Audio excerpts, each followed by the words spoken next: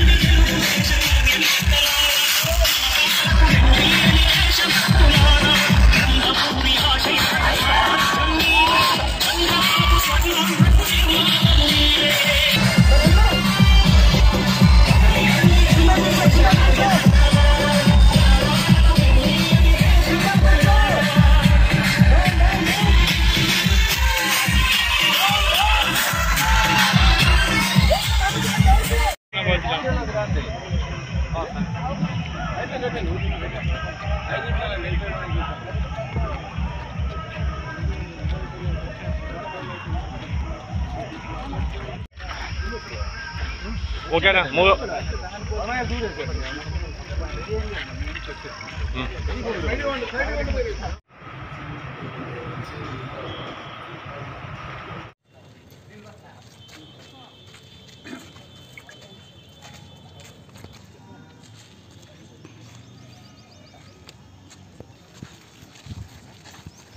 నమస్కారం. వెనుగొండ తెలుగుదేశం, జనసేన, బీజేపీ ఉమ్మడి అభ్యర్థిగా ఈరోజు నేను నామినేషన్ వేశాను. అభివృద్ధి అంటే తెలుగుదేశం ఈ 5 ఏళ్లలో ఈ రాష్ట్ర పాలనలో అసలు ఏ విధంగా విసుకారిపోయారో, అసలు ఏంటనేది ఈ 5 సంవత్సరాలుగా అభివృద్ధి శూన్యం. ఈరోజు ఊహించని జనం, పెనుగొండలో ఊహించిన జనం, ఒక పక్క తెలుగుదేశం కార్యకర్తలు, జనసేన, బీజేపీ ప్రజలు స్వచ్ఛందంగా రావడం, పక్కా లోకల్ వాళ్ళు రావడం, ఈ నియోజకవర్గం ప్రజలే రావడం, నిజంగా వాళ్ళకి పేరు పేరున ధన్యవాదాలు కూడా తెలియజేస్తున్నా. ఈరోజు ఈ ప్రోగ్రాంకి వచ్చి విజయవంతం చేసిన జనసేన సైనికులకు మరియు బీజేపీ నాయకులకు మరియు తెలుగుదేశం పార్టీ ప్రజలందరికీ, ఎందుకంటే అభివృద్ధి చేసిందే తెలుగుదేశం పార్టీ.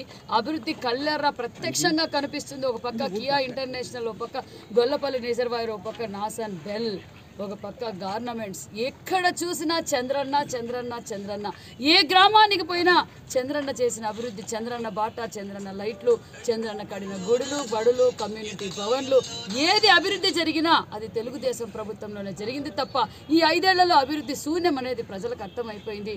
ప్రజలు స్వచ్ఛందంగా వచ్చి ఈరోజు తెలుగుదేశం పార్టీకి ఘన స్వాగతం పలుకుతున్నారంటే అది చంద్రబాబు నాయుడు గారు విజనరీ.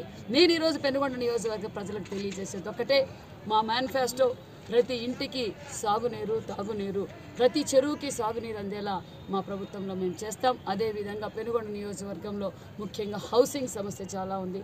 ప్రతి ఒక్కరికి నిరుపేదకు ఇండ్లు కట్టిస్తాం.